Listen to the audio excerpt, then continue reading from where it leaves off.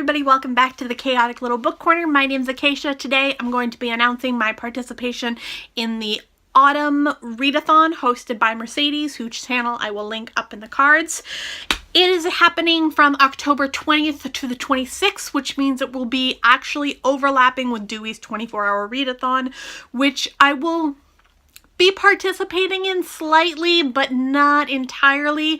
I will probably use one of these books to read on the 20th as an entirety, and I'll call it good for the 24-hour readathon because these are all relatively large numbered in terms of page count, so I'll probably just do that and call it good.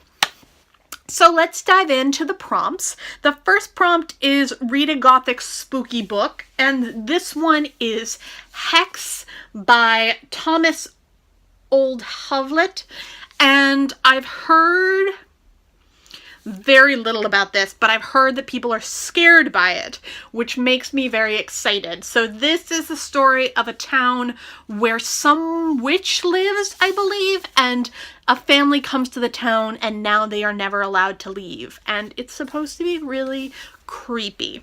So we're going to dive into that. The next prompt is to read a nonfiction that feels autumnal. I picked Lore, The World of Lore, Wicked Mortals, and this is based on the podcast Lore that I really enjoy listening to, and I think it overlaps with it somewhat in terms of stories. It's by Aaron Mahnke. So this is going to be a lot of fun, really weird, and I'm going to enjoy it immensely. I really liked the last Lore book, which I believe was about creatures, and this one is, oh, there's a kitten. Yep.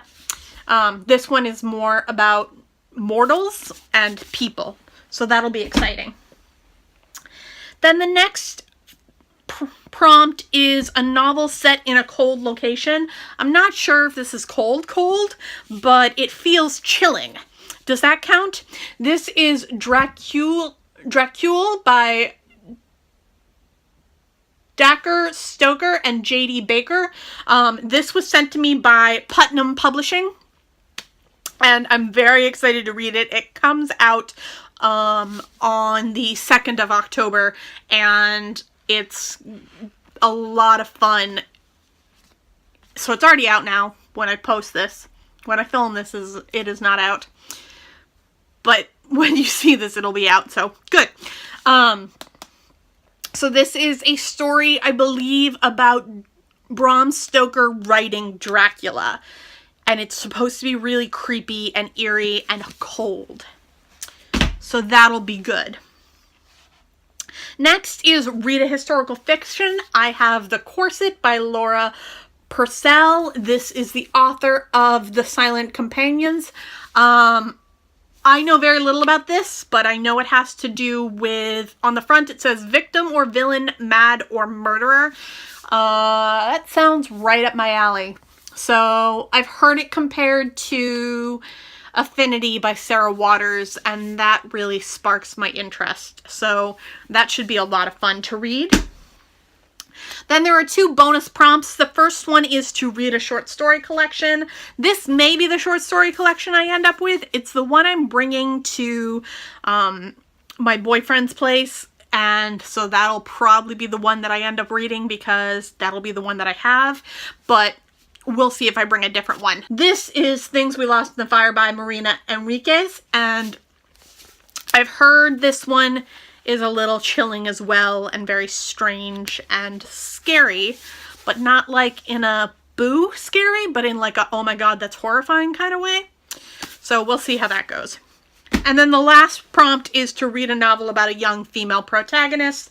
I am very excited to talk about Dead Girls by Abigail Tartellin, and I'm very excited about this. This is the story of an 11-year-old girl whose best friend is murdered, and she wants to seek revenge.